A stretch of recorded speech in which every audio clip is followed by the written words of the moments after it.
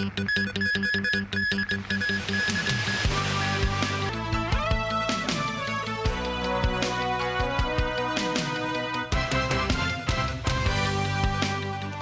evening, and thank you for joining us. Secretary for Environment and Ecology Ted Chin-wen said 50% of people have used the government's designated bin bags under the Municipal Solid Waste Charging Demonstration Scheme. Authorities earlier selected 14 locations in the city to be part of the demonstration scheme launched last Monday. Mimom Sangai reports. The government has postponed the municipal solid waste charging scheme to August 1st. Last week, a waste charging demonstration scheme was launched at 14 selected locations, including restaurants, public housing estates, shopping malls, and so-called free new buildings, which are private buildings that do not have owners, corporations, or residents' organizations, and do not engage property management companies. Authorities said the purpose of the demonstration scheme is to examine the problems that may arise during the implementation of the waste charging scheme in August. Speaking on the TVB program, Secretary for Environment and Ecology Ted Chin-wen said during the first week of the demonstration scheme, about 80 or 90% of participants went forward to get the designated garbage bags, but only 20 to 50% of them actually used the bags to dispose of their solid waste. Ted said the participants mentioned two issues that popped up during the trial. The 20-litre designated garbage bags are too small for some bins, and food waste collection points for the three new buildings are located far away. Ted said the current recycling facilities in Hong Kong can barely cover 80 to 90% of the population. He admitted it will be a technical challenge to double the number of facilities before August. As to whether the waste charging scheme will be dropped, the Secretary said authorities will later conduct a survey before deciding on the next step to take. However, he stressed that the government values the opinions of the public. The per capita municipal solid waste disposal rate in 2022 saw a slight increase year-on-year. They added there are still other ways for the government to promote waste reduction in the city, saying the waste charging scheme will not be the only methods. News 9, TVB News. The government plans to develop Hong Kong into a regional intellectual property trading center. Financial Secretary Paul Chan says the authorities will introduce tax concessions and improve the copyright ordinance to help achieve the goal. The Financial Secretary says in his blog post the government will introduce the Patent Box Incentive. The tax rate for qualifying profits derived from patents will be reduced from the current 16.5% to 5%. It is hoped that the measure will encourage the industry to proactively engage in research and development and possess more intellectual property rights with strong market potential. The Transport and Logistics Bureau earlier withdrew the funding application to the Legislative Council for the Trunk Road T4 in Sha Tin. This as the artery's estimated cost has risen past $7.1 billion. The Bureau explained on the social media page again that the funding hike was due to a slew of factors, including inflation, rise in the cost of material, and workers' pay. The latest estimate of the construction cost now doubles the initial proposed cost. Around half the project's budget at around $3.7 billion is earmarked for building the underground tunnel and bridges. And 20% of the cost will be for soundproof measures and other works to improve the surrounding environment. The Bureau said the project will help divert traffic and save $500 million in social costs every year. Premier Li Qiang said China and the United States need to respect each other and should be partners, not adversaries, as he met U.S. Treasury Secretary Janet Yellen. Yellen now on a visit to Beijing to try to help manage Washington's complex economic relationship with China says conversations at all levels of government led to a more stable footing over the past year. David Garrett reports. Janet Yellen front and centre, leading the US delegation in the Great Hall of the People in Beijing. The US Treasury Secretary was welcomed by Premier Li Qiang. They shook hands, paused for cameras amid huge media interest in Yellen's trip since she arrived. I believe that over the past year, we've put our bilateral relationship on a more stable footing. This is not meant ignoring our differences or avoiding tough conversations. It has meant understanding that we can only make progress if we directly and openly communicate with one another. Yellen came to China with at least one eye on trade practices that America says puts its companies and workers at an unfair competitive disadvantage. Li agrees they are moving in the right direction. Under the strategic guidance of the two presidents, the China-US relationship is stabilizing, Lee said. Secretary, you are the first American cabinet member to visit China this year, and your visit has indeed drawn a lot of attention in society. China sincerely hopes the two countries will be partners, not adversaries, and our two sides need to respect each other, coexist in peace, and pursue win-win cooperation. After talks over the last few days, there is a framework in place. Earlier this week in Guangzhou, Vice Premier He and I announced important steps that will contribute to addressing challenges in our economic relationship, including making sure that our workers and firms compete on a level playing field, as we also deepen cooperation on shared concerns like illicit finance. Yellen went for talks with Beijing's mayor, Ying-jeou. They both spoke about American companies operating within the capital. Yin told Yellen those companies have shared in opportunities provided by China's economic growth and have also contributed to rapid development. David Garrett, TVB News. Sunday marks 6 months since Palestinian groups led by Hamas attacked Israel on October 7th last year, unleashing an Israeli response that has cost more than 33,000 lives.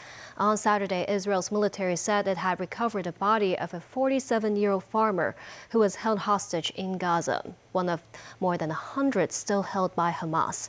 This as negotiators prepare for another round of talks in Cairo for a ceasefire and the release of hostages. Around 1,200 people in Israel were reportedly killed on October 7th and 250 hostages taken, around half of them freed in November. Nasvi Karim with more. This is baby Massa, born on October 7th, 2023 in northern Gaza. She is as old as the war, but among the fortunate ones. Many babies have not survived Israeli airstrikes. Now in Zuwayda in central Gaza, Massa's mother says the future offers little hope. The house is gone, there's no life now. I can't imagine how we will get back to the north of Gaza to find houses without electricity, water and sewage, she says. There is no house in the first place. We will get back to tents. In Israel, families of hostages still held by Hamas wait in hope that their loved ones will be released. Meirav Leisham Gonan is the mother of 23-year-old hostage Romy Gonan. She thought her daughter would be gone just a couple of days. When I think of Romy in the night or in the morning or whenever it stops for a minute, first I know she might be very angry at me because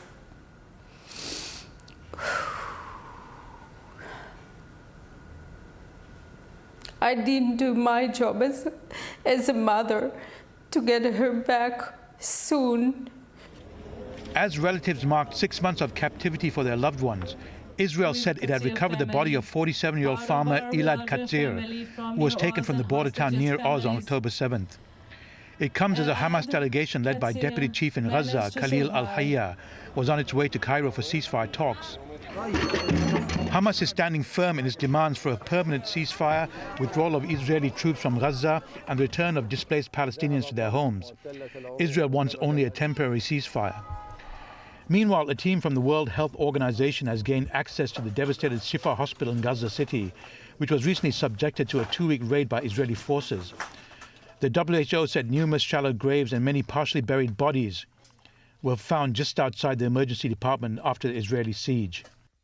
We're standing here where it used to be the front of the hospital, and we're in the front of the emergency room behind me, where ambulances used to bring the cases.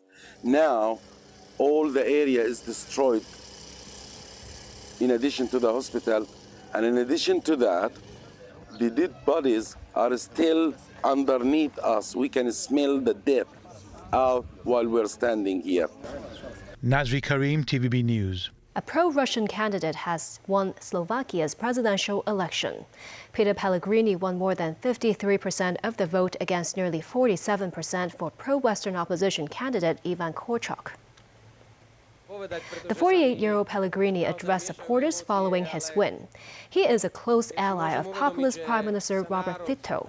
Fico, who has turned the country's foreign policy to more pro-Russian views. Pellegrini of the Voice Party becomes Slovakia's sixth president since the splitting of Czechoslovakia in 1993. The win cemented Fico's grip on power by giving him and his allies control of major strategic posts. Pellegrini said the government would now have support in its policies and not have to face an opposition opportunistic power center.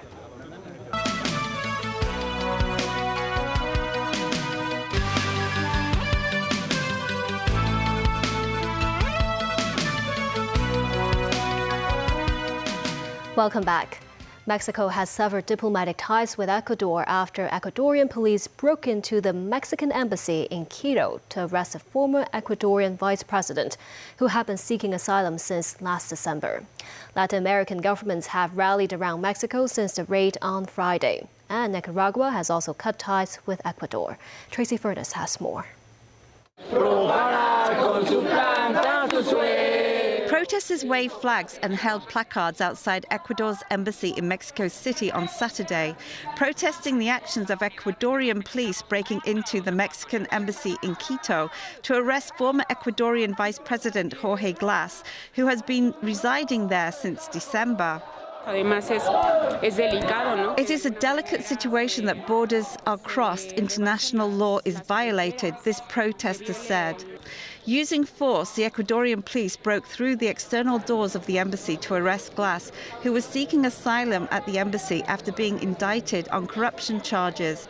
According to Glass's attorney, officers broke into his room and he resisted arrest. Officers knocked him down to the floor, kicked him in the spine, legs and hands. When he couldn't walk, they dragged him out. On Saturday, Glass was taken by armoured vehicle from the Attorney General's office to the airport, where he boarded an aircraft for a flight to the port city of Guayaquil, where he will remain in custody at a maximum security prison. The raid prompted Mexico's President Andrés Manuel López Obrador to announce the breaking of diplomatic relations with Ecuador. Mexico's Foreign Affairs Secretary Alicia Bárcena said, given the flagrant and serious violation of the Vienna Convention on Diplomatic Relations, in particular the principle of inviolability of Mexican diplomatic premises and personnel and the basic norms of international coexistence, Mexico announces the immediate breaking of diplomatic relations with Ecuador.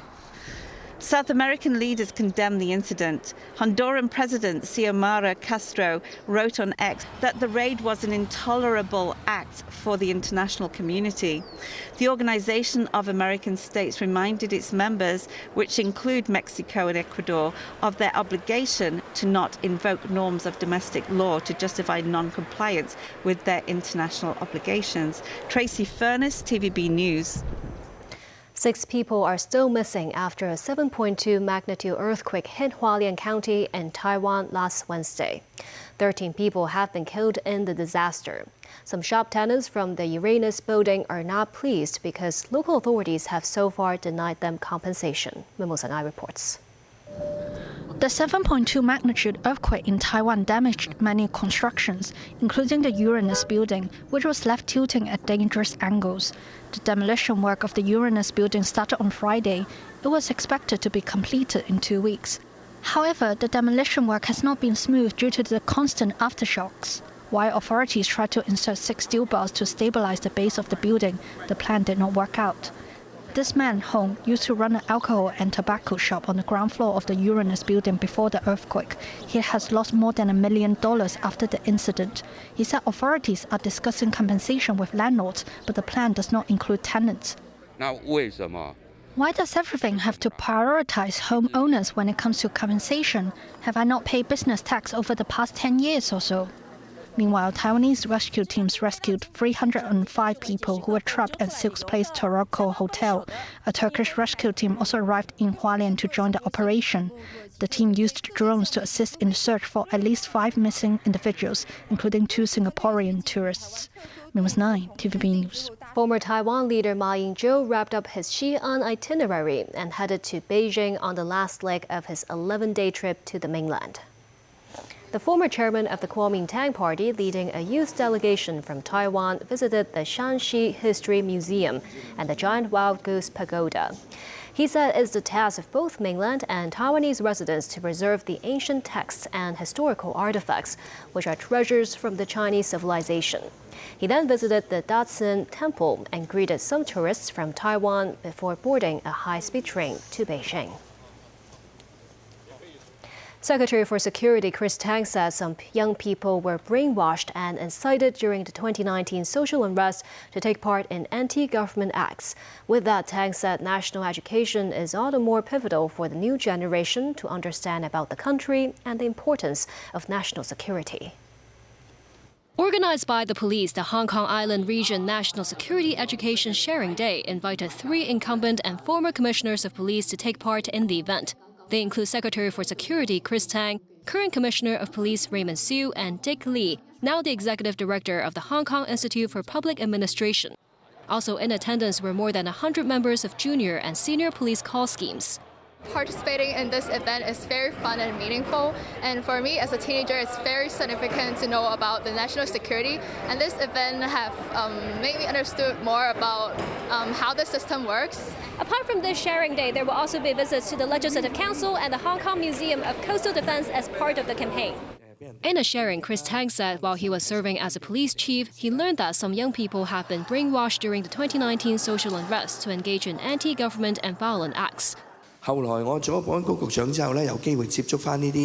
He said he had more chances to talk with young people arrested for related offenses and found that many of them regret what they did. The security chief said strengthening national education would help prevent young people from being incited in future. April 15th will mark the first National Security Education Day after legislation on Article 23 of the Basic Law came into force. When